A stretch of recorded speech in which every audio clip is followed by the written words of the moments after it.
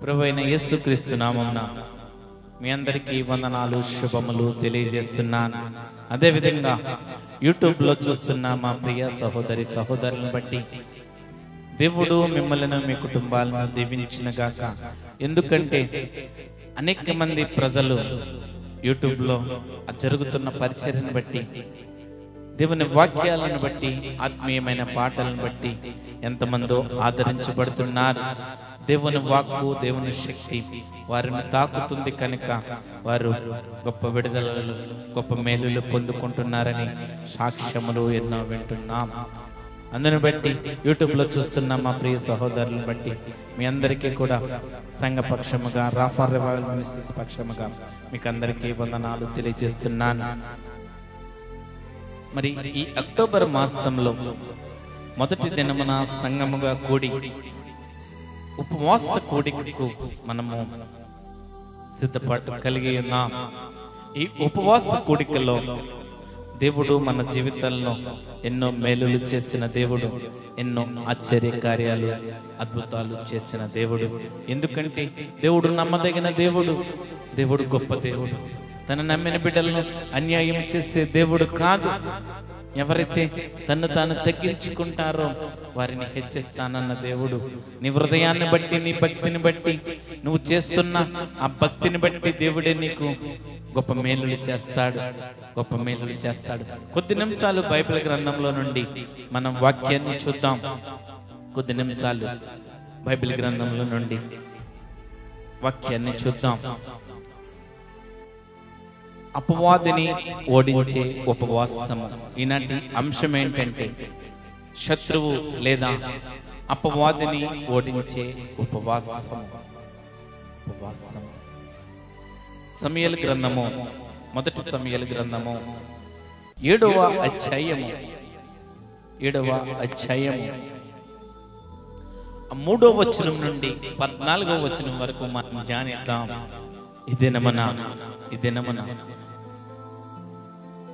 3వ వచనంలో మనం చూస్తే సమూయేలు ఇశ్రాయేలు అందరితో ఇట్లనెను, మీ పూర్ణ హృదయముతో యెహోవా యొద్దకు మీరు మల్లుకొనిన ఎడల అన్య దేవతలను, అస్తారోతు దేవతలను మీ మధ్య నుండి తీసివేసి పట్టుదల కలిగి యెహోవా తట్టు మీ హృదయములను త్రిప్పి ఆయనను సేవించుడి.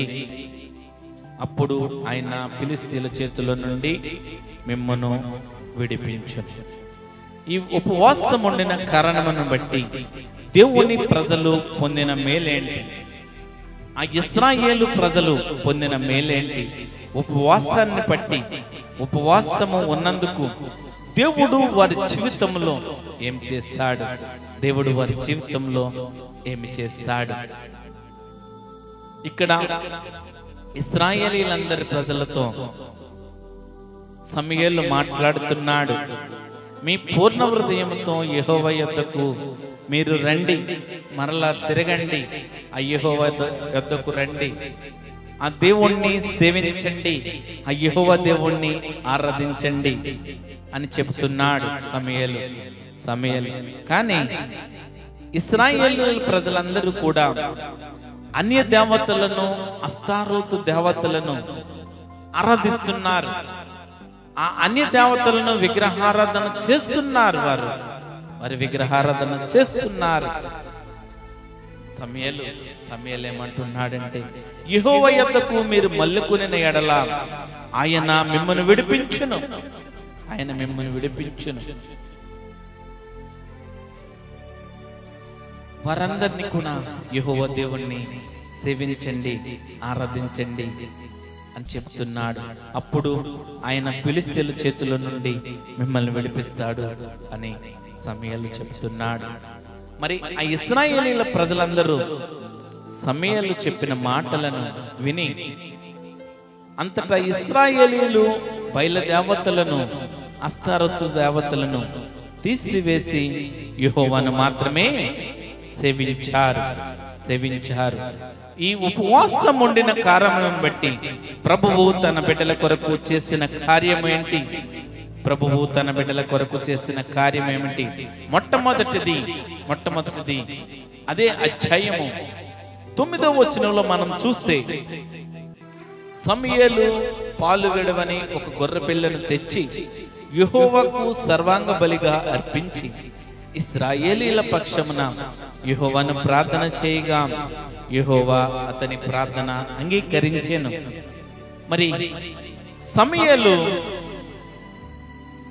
ఇశ్రాయేలీల పక్షముగా యెహోవాను ప్రార్థన చేశాడు. మొట్టమొదటిది ప్రభువు ప్రార్థన అంగీకరించాడు.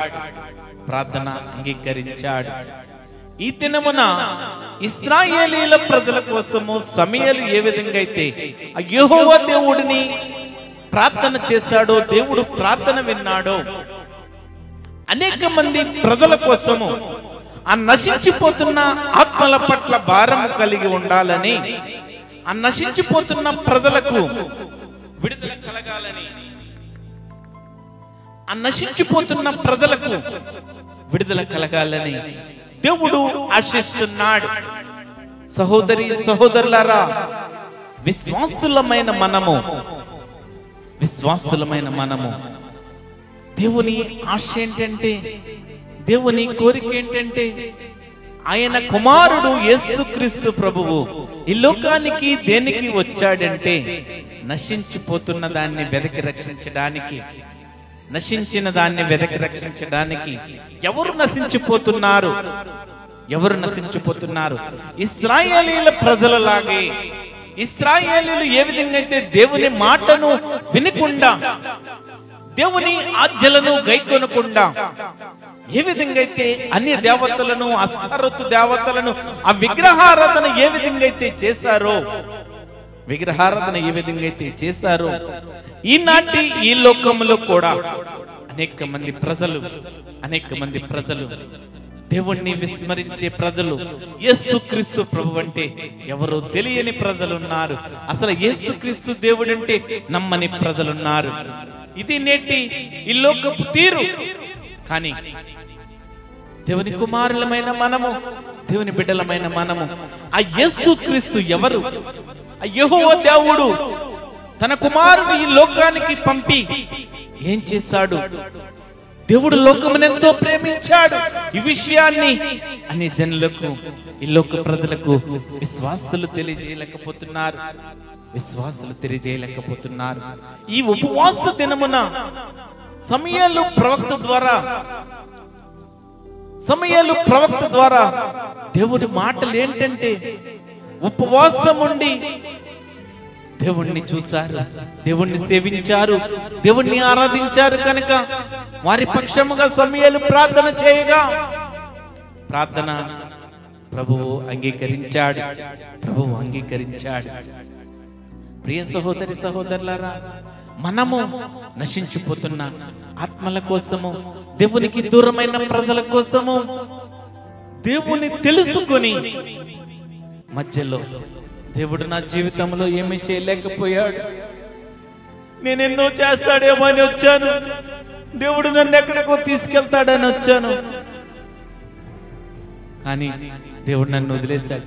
దేవుడు నీకేదో చేస్తాడని క్రైస్తవ్యంలోకి రాకు. దేవుడు నీకు గొప్ప వరాలు, గొప్ప స్వస్థతలు, లేకపోతే డబ్బు, ధనం ఇస్తాడని క్రైస్తవ్యంలోకి రాకు.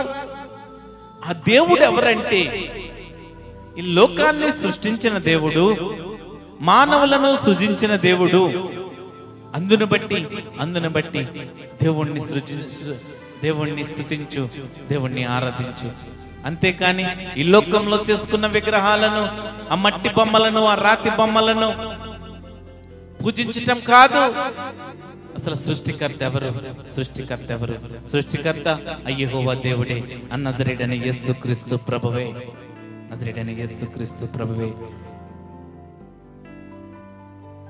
ఇక్కడ మనం చూస్తే ప్రభువు ప్రార్థన అంగీకరించాడు. మొట్టమొదటి ప్రభువు ప్రార్థన అంగీకరించాడు.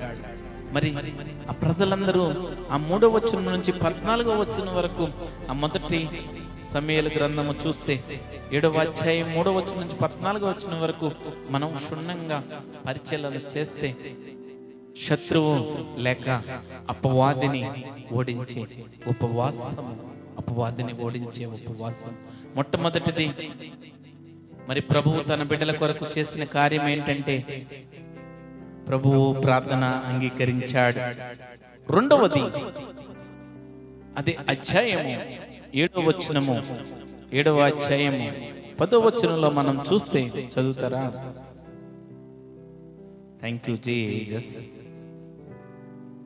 Spirit of God, wonderful holy spirit. 10వ వచనంలో మనం చూస్తే, సమూయేలు దహన బలి అర్పించుచుండగా ఫిలిస్తీయులు యుద్ధము చేయుటకై ఫిలిస్తీయుల మీదకి వచ్చిరి. అయితే యెహోవా ఆ దినమున ఫిలిస్తీయుల మీద మెండుగా ఉరుములు ఉరిమించాడు. ఈ 10వ వచనంలో చూస్తే శత్రువుల మీదకి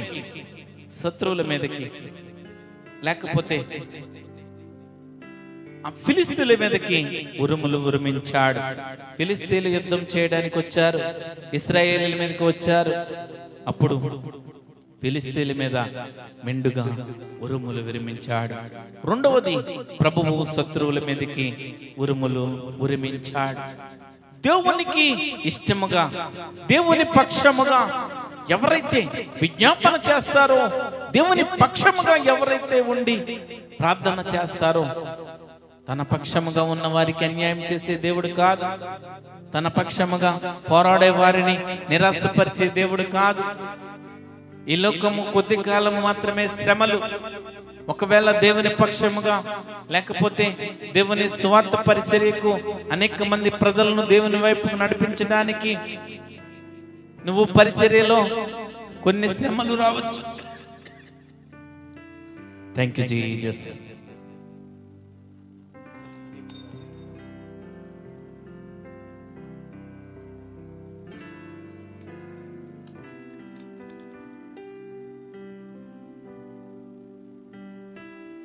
థ్యాంక్ యూ జీసస్.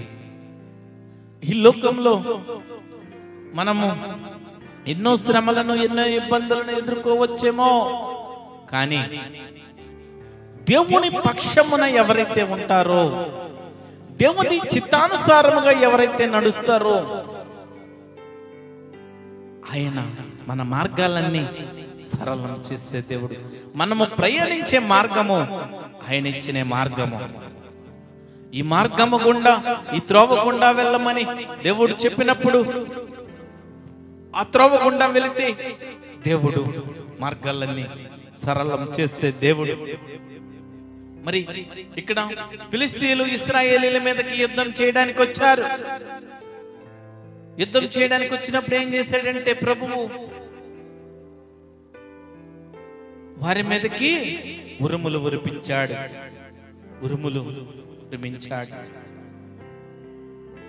క్రైస్తవ బిడ్డలారా, దేవుని బిడ్డలారా,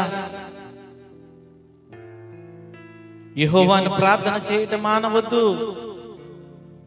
మనం ఎలాగ ప్రార్థన చేయాలంటే ఎడతెగక దేవుని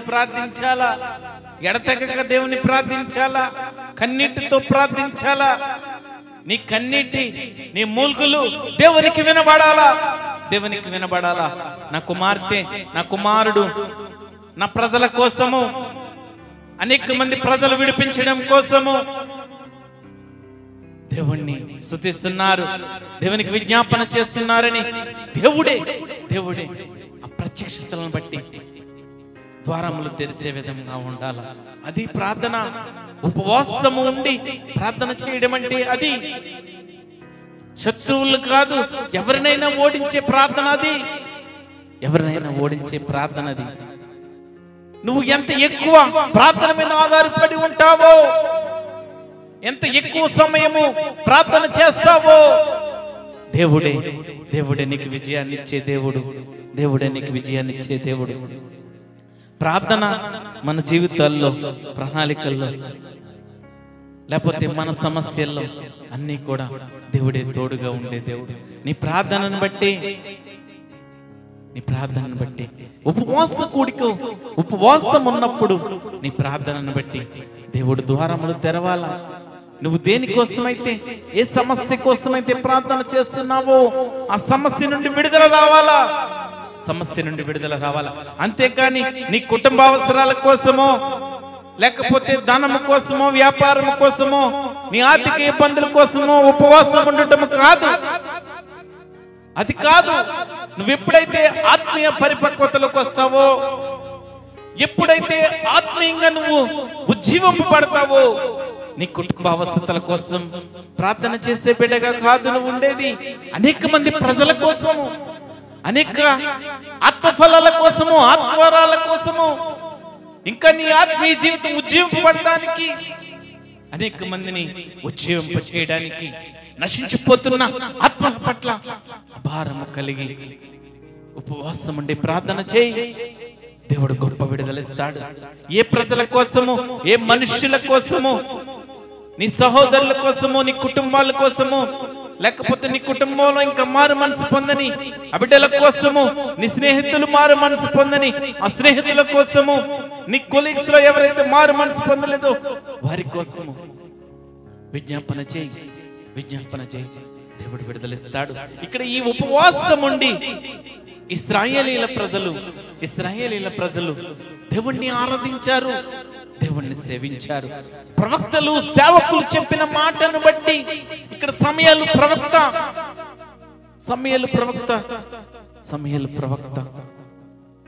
ఇశ్రాయేలీల ప్రజలతో చెప్పాడు, మీరు దేవతలను, ఆ విగ్రహాలను ఆరాధించవద్దు, అవన్నీ తీసి పక్కన వేసేయండి, మరలా తిరిగి రండి, ప్రజలందరూ తిరిగి రండి, దేవుడు దుఃఖపడుతున్నాడు, మరలా తిరిగి రండి, మీ హృదయములను తిప్పుకోండి, ఫిలిష్తీయుల చేతిలో నుండి మిమ్మల్ని విడిపిస్తాడు. హల్లెలూయా. ఫిలిష్తీయుల చేతిలో నుండి మిమ్మల్ని విడిపిస్తాడు. మొట్టమొదటిది ప్రభువు ప్రార్థన అంగీకరించాడు. రెండవది ప్రభువు శత్రువుల మీదకి ఉరుములు ఉరిమించాడు. మూడవది అదే అధ్యాయము 10వ వచనంలో చివరి భాగంలో చూస్తే, వారిని తారుమారు చేయగా వారు ఇశ్రాయేలుల చేత ఓడిపోయారు. ప్రభువు శత్రువులను తారుమారు చేశాడు, ఆ ఫిలిష్తీయులను తారుమారు చేశాడు. ఆ కారణం చేత ఫిలిష్తీయుల మీద ఇశ్రాయేలీలు గెలిచారు. తారుమారు చేసే దేవుడు నీ ప్రార్థనను బట్టి, నీ విశ్వాసాన్ని బట్టి, నువ్వు చేస్తున్న మొరను బట్టి, విజ్ఞాపన బట్టి, కన్నీటి ప్రార్థన బట్టి, నీ ఉపవాస ప్రార్థనను బట్టి, నీ భక్తిని బట్టి సమస్తము తారుమారు చేసే దేవుడు, కాలాలు మార్చిన దేవుడు, దినములు మార్చిన దేవుడు, ఆ గొప్ప దేవుడు నజరేయుడైన యేసుక్రీస్తు ప్రభువు తారుమారు చేసే దేవుడు. ఫిలిష్తీయుల్ని ఓడించాడు ఇశ్రాయేలు చేత. వారిని తారుమారు చేయగా వారు ఇశ్రాయేలు చేత ఓడిపోయారు. ఇక్కడ ఫిలిష్తీయులు ఓడిపోయారు. దేవుడు ఉపవాసాన్ని బట్టి గొప్ప కార్యాలు చేసే దేవుడు. ఆ ఉపవాసంలో నా కుటుంబంలో ఇంకా నాకు డబ్బు కావాలా, అది కావాలా, ఇది కాదు నీ ప్రార్థన. ఆత్మవరములతో నింపండి, ఆత్మఫలములతో నింపండి. ఇది ఉపవాసంలో చేయవలసిన ప్రార్థన. అనేక ప్రజలను రక్షించడానికి సరైన గైడెన్స్, సరైన జ్ఞానము, దైవ జ్ఞానము, వివేచనైన జ్ఞానము, ఇది మనం అడగవలసినది దేవుణ్ణి. శత్రువు లేకపోతే అపవాదిని ఓడించిన ఉపవాసం. మూడవది ప్రభువు శత్రువులను తారుమారు చేశాడు. నాలుగవదిగా అదే వచనంలో 7వ అధ్యాయము 10వ వచనంలో ప్రభువు శత్రువులను ఓడించాడు. నీకెంతో మంది శత్రువులు ఉండవచ్చు. ప్రియ సహోదరుడా, దేవుని పరిచర్య చేస్తున్న బిడ్డవు నీవు ఎందుకంటే సాతాను ఏ రకమైన ప్రయోగాలైనా చేసి మనల్ని ఇబ్బంది పెట్టాలని ఆలోచన చేస్తాడు. నీ పరిచర్య సక్రమముగా దేవునికి ఇష్టమైన పరిచర్య చేస్తే, దేవునికి నమ్మకమైన పరిచర్య చేస్తే, దేవునికి యథార్థమైన పరిచర్య చేస్తే ఆటంకపరిచే ఆ సాతాను శక్తులు, ఆ సాతాను క్రియలు, అపవాది క్రియలు ఎన్నో కనబడతాయి, ఎన్నో లేస్తాయి. కానీ ఉపవాసం ఉండి దేవుణ్ణి విజ్ఞాపన చేస్తే ప్రభువు శత్రువులను ఓడించాడు. ప్రభువు శత్రువులను ఓడించాడు. ఇక్కడ ఇశ్రాయేలీయులు ఆ ఫిలిష్తీయులను ఓడించారు. ప్రియ సహోదరి సహోదరుడా, నీపై లేచి వారందరూ నీ పరిచర్యపై, లేకపోతే నీ సంఘముపై, పరిచర్యపై, ఏదైనా నీ కుటుంబంపై శత్రువులు, అపవాది క్రియలు ఎన్ని వచ్చినప్పటికి కూడా నీ ప్రార్థనను బట్టి నువ్వెంతగా దేవునికి విజ్ఞాపన చేస్తావో, ఎంతగా దేవునికి కన్నీటితో మొరపెడతావో, నీ సమస్యలన్నీ కూడా దేవుడు నీ పాదాల కింద పడేస్తాడు. నీ పాదాల కింద పడేస్తాడు. తొక్కు నా కుమారుడా, ఆ సాతాను క్రియలన్నీ ఆ కాలి కిందేసి తొక్కు. నేను నీకు తోడుగా ఉన్నాను. నేను నిన్ను నిలబెట్టే దేవుడును, నేను నిన్ను కాపాడే దేవుడును, నేనే నిన్ను రక్షించి నిన్ను నడిపించే దేవుడును అని వాగ్దానం ఇచ్చి మనల్ని ముందుకు నడిపించే దేవుడు ప్రభువు శత్రువులను ఓడించాడు. ఎన్నో కుట్రలు ఎన్ని చేసినప్పటికీ, ఎన్నో సమస్యల గుండా, శ్రమల గుండా నడిపించాలనుకున్నప్పటికీ నువ్వు నమ్ముకున్న దేవుడు ఎవరంటే రాయి కాదు, చెట్టు కాదు. నువ్వు నమ్ముకున్న దేవుడు ఒక విగ్రహం కాదు. నువ్వు నమ్ముకున్న దేవుడు మాట్లాడే దేవుడు, జీవము కలిగిన దేవుడు. శత్రువులు నిన్ను వెంబడించారా? నీ కుటుంబాన్ని నాశనం చేయాలని ఆలోచన కలిగారా? లేకపోతే నిన్ను ఇబ్బంది పెట్టాలని, నీ కుటుంబాన్ని సర్వనాశనం చేయాలని, నీకున్న పేరు ప్రఖ్యాతలను, నీకున్న గౌరవాన్ని నిందల పాలు చేసి అగౌరవపరచాలని ఆశపడ్డారేమో. కానీ నువ్వు చేసే ఆ ఉపవాస ప్రార్థనను బట్టి శత్రువునైనా ఓడిస్తాడు. శత్రువునైనా ఓడించగలిగిన దేవుడు నేను ప్రకటిస్తున్న దేవుడు శత్రువునైనా ఓడించే దేవుడు. ఐదవదిగా అదే అధ్యాయము 11వ వచనం మనం చూద్దాం. అదే అధ్యాయము 11వ వచనం మనం చూస్తే, ఇశ్రాయేలీయులు మిస్పాలో నుండి బయలుదేరి బేత్కేరు వరకు ఫిలిష్తీయుల్ని తరిమి హతము చేసిరి. ఇక్కడ ఇశ్రాయేలీయుల ప్రజలందరూ కూడా ఫిలిష్తీయుల్ని తరిమి హతము చేస్తారు.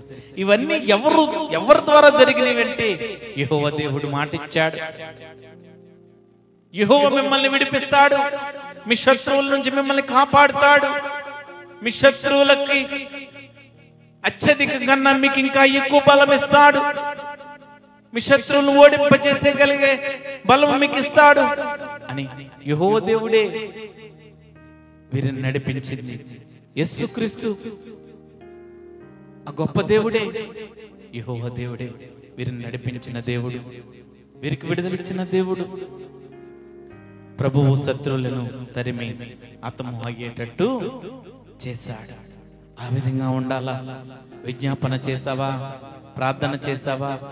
ఒక విజ్ఞాపనకర్తకి ఉండవలసిన లక్షణము, ఒక విజ్ఞాపనకర్త లేకపోతే ఒక ప్రార్థనాపరుడు ఏ విధంగా ఉండాలంటే, తన కుటుంబము, తన స్వార్థము, లేకపోతే తన సంఘము కోసము, తన క్షేమము కోసం కాదు,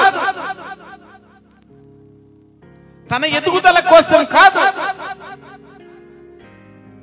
ఒక విజ్ఞాపనకర్త, ఒక ప్రార్థన పరుడు చుట్టుపక్కలున్న ప్రజలందరి కోసము, వారి అవసరతలు తీర్చే, వారి అవసరతలు రూపుమాపే దేవుడు ఉన్నాడు కనుక వారి అవసరతలను బట్టి, వారి సమస్యలను బట్టి, వారి దేవుని వైపుకు నడిపించే ఆ మార్గాన్ని బట్టి వారందరి కోసము, విగ్రహారాధన చేసే ప్రజల మార్పు కోసము, లేకపోతే దైవజనులు ఇంకా బలంగా వాడబడాలా,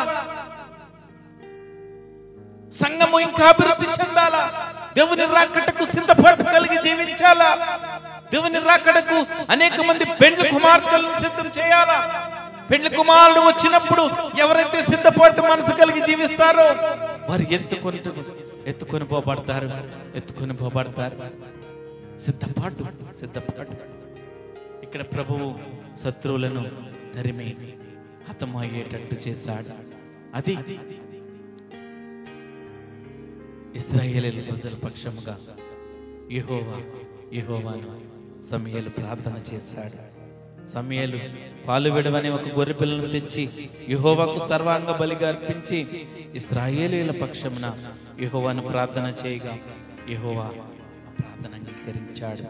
ప్రార్థన అంగీకరించాడు.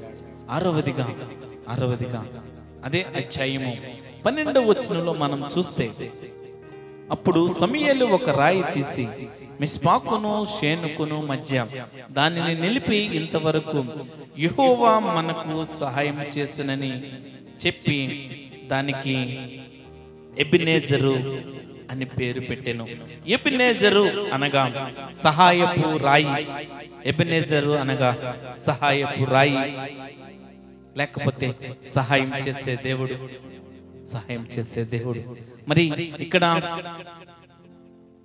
ఇశ్రాయేలీయుల ప్రజలకు ప్రభువు సహాయం చేశాడు. యెహోవా మనకు సహాయం చేసినని చెప్పి దానికి ఎబెనెజర్ అని పేరు పెట్టాడు. మరి దేవుడే సహాయం చేసే దేవుడు, యెహోవా దేవుడే సహాయం చేసే దేవుడు. నీ కుటుంబ ప్రార్థనలో నీ కష్టాలు, నీ సమస్యలు, నీ కుటుంబం కోసం, నీ కుటుంబంలో పిల్లల చదువు కోసము, లేకపోతే నీ కుటుంబ అవసరత కోసము, లేకపోతే నీ బంధువుల అవసరతల కోసము విజ్ఞాపన చేయి. నీ కుటుంబ ప్రార్థనలో దేవుడు వారిని కూడా ఒక దినాన్న వారిని దర్శిస్తాడు. ఇంకా నీ బంధువులు, లేకపోతే మీ అక్క చెల్లెలు, మీ అన్నదమ్ములు ఇంకా ఎవరైనా మార్పు కలిగి జీవించకపోతే ఇశ్రాయేలీయుల ప్రజలలాగా దేవుని ప్రజలైనప్పటికీ మారు మనసు పొంది కూడా విగ్రహారాధనకు, లేకపోతే ఈ లోకపు ఆశలకు, ఈ పాప బంధకాల్లో పడిపోయి ఉంటే మారు మనసు పొందినప్పటికీ, బాప్తిసం తీసుకున్నప్పటికీ మరలా వెనక్కి పోయిన ప్రజలను సమూయేలు ప్రవక్త ఏ విధంగా అయితే మరలా హెచ్చరించి దేవుణ్ణి ఆరాధించండి, దేవుణ్ణి సేవించండి, మీకు విడుదలిస్తాడు అని ఏ విధంగా అయితే మాట్లాడాడు. ఈ దినమున మనం చేసే విజ్ఞాపనను బట్టి మనం ఏ ప్రజల కోసము, లేకపోతే రక్త సంబంధుల కోసము, కుటుంబీకుల కోసము, ఎవరైతే మార్పు కలగాల, మారు మనసు పొందాలా, మారు మనసు పొందిన బిడ్డలు మరలా వెనక్కి పోయిన బిడ్డలు మరలా తిరిగి దేవుణ్ణి ఆరాధించాలా, సేవించాలని నువ్వు ప్రార్థన చేస్తే వారి పక్షముగా నీ ప్రార్థన వింటాడు. నీ ప్రార్థన ప్రభువు అంగీకరిస్తాడు. నీ ప్రార్థనకు సహాయం చేస్తాడు. ప్రభువు సహాయం చేశాడు. ప్రభువు సహాయం చేశాడు.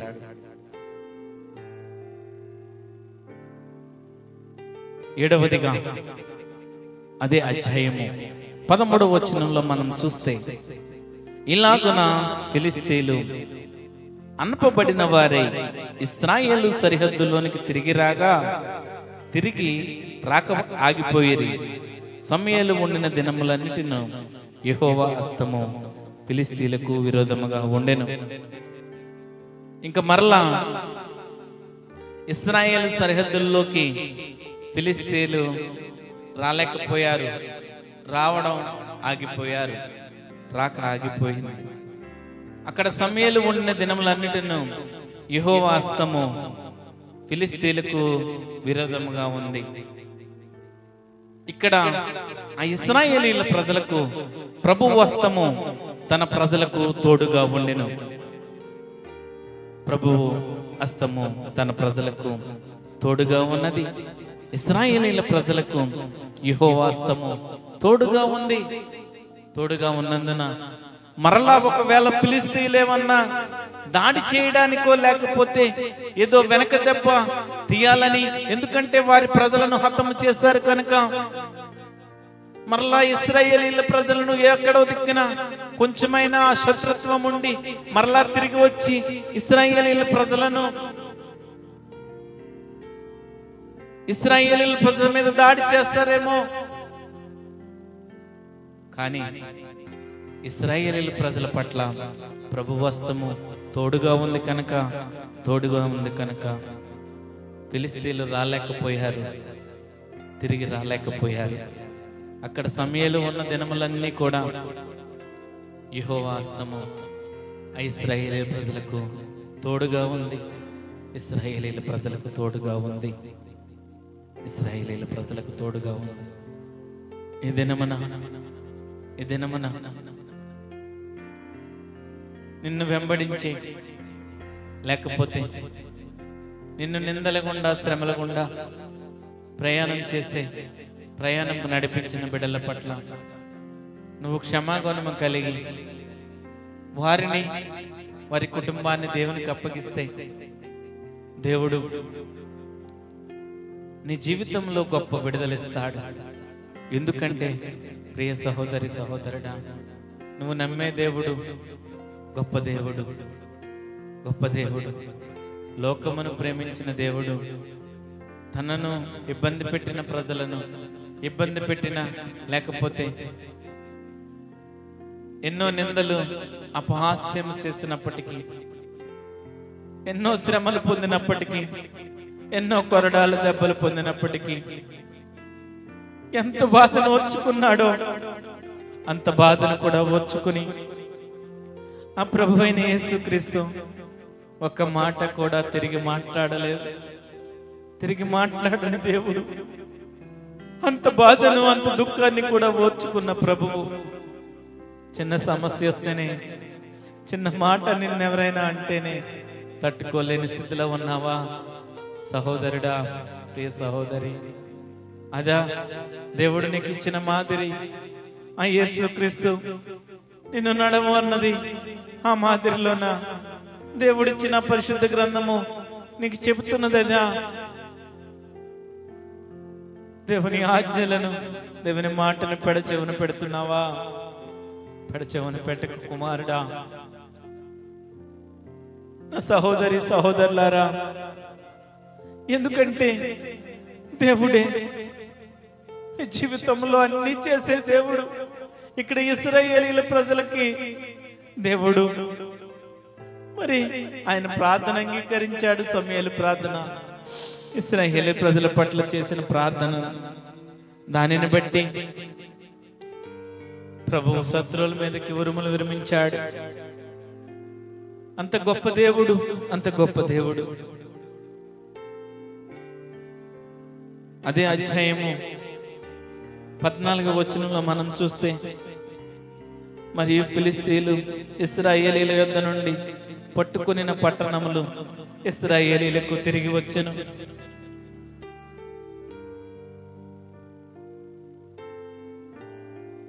కోల్పోయినవన్నీ, ఏదైతే కోల్పోయారో ఇశ్రాయేలీలు మరలా పొందుకునేలా ప్రభువు చేశాడు.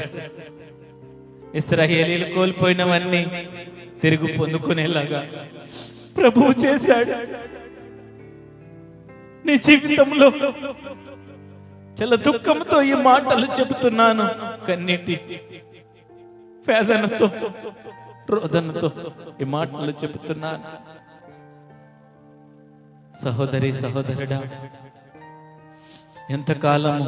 ఎంతకాలము వ్యర్థముగా దేవుని ఆశ్రయించకుండా, దేవుని సహాయము కోరుకోకుండా నామకార్థముగా జీవిస్తావు.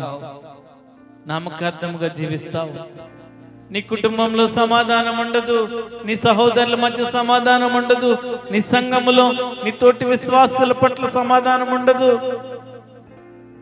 నీ సేవకులతో సమాధానం ఉండదు, నీ ఇరుగు పొరుగు వారితో సమాధానం ఉండదు, నీ పక్క వారితో సమాధానం ఉండదు, ఎవరితోనూ నీకు సమాధానం ఉండదు. దేని కొరకు బ్రతుకుతున్నావు సహోదరుడా? దేని కొరకు బ్రతుకుతున్నావు సహోదరుడా? ఆ 14వ వచనంలో చూస్తే అమోరీయులతో సమాధానము కలిగించిన ప్రభువు అమోరీయులతో సమాధానం కలిగించాడు. 14వ వచనము కింది వచనంలో మరియు ఇశ్రాయేలీయులకు అమోరీయులకు సమాధానం కలిగిన. నువ్వు చేసే భక్తి నమ్మకద్దపు భక్త. ఇక్కడ సమయాలు విజ్ఞాపన చేసిన విజ్ఞాపనను బట్టి, ఆ ఉపవాసం ఉండిన కారణం బట్టి దేవుని ప్రజల ముందున మేలును చూసాం మనం. ఉపవాసాన్ని బట్టి నీ జీవితంలో కోల్పోయినవన్నీ మరలా తిరిగిస్తానంటున్నాడు. ఇశ్రాయేలీయుల ప్రజలు మరలా తిరిగి అన్ని పొందుకున్నారు. ఇశ్రాయేలీయుల ప్రజలు తిరిగి అన్ని పొందుకున్నారు. నా ప్రభువు నేను ప్రకటిస్తున్న దేవుడు గొప్ప దేవుడు. నేను ప్రకటిస్తున్న దేవుడు సర్వశక్తిమంతుడు. శత్రువు లేదా అపవాదిని ఓడించే ఉపవాసము. ఇక్కడ శత్రువులను ఆ ఇశ్రాయేలీయుల ప్రజలు ఆ ఫిలిష్తీయుల్ని దేవుడు సహాయముగా తోడుగా ఉన్నందున దేవుడు వారి నుండి విడుదలిచ్చాడు. ఆ ఫిలిష్తీయులు ఓడిపోయారు. వారిపై ఉరుములు ఉరిమించాడు. శత్రువులను తారుమారు చేశాడు. శత్రువులను ఓడించాడు. శత్రువులను తరిమి అతము అయ్యేటట్టు చేశాడు. ప్రభువు సహాయం చేశాడు కనుకే ప్రభువు శత్రువులను తిరిగి రాకుండా ఆగిపోయేటట్టు చేశాడు. ప్రభువు హస్తము తన ప్రజలకు తోడుగా ఉంది. ఇశ్రాయేలీయుల ప్రజలు కోల్పోయినవన్నీ మరలా తిరిగి పొందుకున్నట్టు ప్రభువు చేశాడు. అమోరీయులతో కూడా సమాధానం కలిగించాడు. ఈ 7వ అధ్యాయము సమూయేలు మొదటి గ్రంథము 7వ అధ్యాయము 3వ వచనం నుంచి 14వ వచనం వరకు దేవుడు ఆ సమూయేలు ప్రార్థనను బట్టి, ఆ సమూయేలు ఇశ్రాయేలీయుల ప్రజల కోసము యెహోవాను మొర్రపెట్టగా, ఆ సమూయేలు చేసిన ప్రార్థనను బట్టి, విజ్ఞాపనను బట్టి దేవుడు సమూయేలు ప్రార్థన విన్నాడు కనుక ఇశ్రాయేలీ జీవితంలో గొప్ప మేలు చేశాడు, విడుదలిచ్చాడు, సహాయం చేశాడు, తోడుగా ఉన్నాడు. కోల్పోయినవన్నీ మరలా తిరిగి నిర్మించాడు, ఇచ్చాడు. ఈ దినమున సహోదరి సహోదరుడా, దేవుణ్ణి దుఃఖపరిచే బిడ్డగా ఉన్నావేమో, లేకపోతే దేవుణ్ణి తృణీకరించే బిడ్డగా ఉన్నావేమో, దేవుణ్ణి లెక్క చేయని క్రైస్తవుడిగా పిలువబడుతున్నావేమో, నా 2 చేతులు జోడించి మీకు తెలియజేస్తున్నాను. ఎన్ని రోజులు సమయాన్ని వృధాగా పోగొట్టుకుంటావు? నువ్వు ప్రకటించే, లేకపోతే నువ్వు నమ్ముకునే దేవుడు ప్రపంచంలో అనేక మంది ప్రజలతో ఆరాధించబడుతున్న దేవుడు ఒక ప్రాంతానికో, లేకపోతే ఒక రాష్ట్రానికో, ఒక గ్రామానికో, ఒక జిల్లాకో పరిమితమైన దేవుడు కాదు. ఒక కులానికో పరిమితమైన దేవుడు కాదు. నేను ప్రకటిస్తున్న యేసుక్రీస్తు ప్రభువు సర్వలోకానికి సృష్టికర్త అయిన దేవుడు, సర్వలోకము ఆరాధించబడుతున్న దేవుడు. అంతేకాకుండా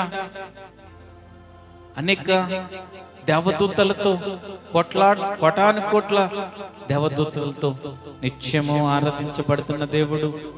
నేను ప్రకటిస్తున్న నా నజరేయుడైన యేసుక్రీస్తు ప్రభు.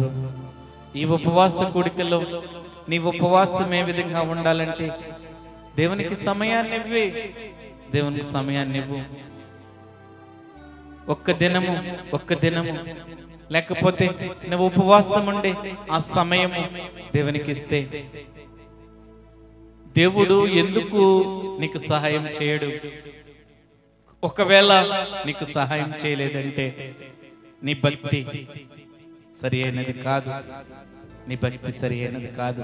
నువ్వు ఎప్పుడైతే ఉపవాసం ఉంటావో దేవుణ్ణి శక్తిని ఆశ్రయించే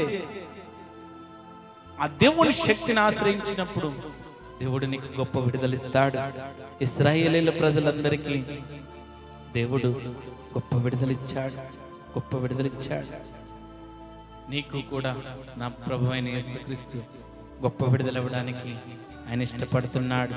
ఎవరైతే హృదయపూర్వకంగా ఆత్మానుసారంగా ఇష్టమైన భక్తి చేస్తారో, సంపూర్ణమైన భక్తి చేస్తారో, దేవునితో సహవాసం చేస్తారో, ఆయన ఆజ్ఞలను గైకుంటారో, నిత్యము పరిశుద్ధ గ్రంథాన్ని అనుసరిస్తే నడుస్తారో, దేవునితో దినదినము సహవాసం చేసే బిడ్డలతో ఆయన నిత్యము ఎల్లప్పుడూ మాట్లాడుతూ మార్గాలన్నీ సరళం చేసి తోడుగా ఉండి సహాయం చేసే దేవుడు, సహాయం చేసే దేవుడు. శత్రువు లేదా అపవాదిని ఓడించే ఉపవాసం, ఉపవాసం.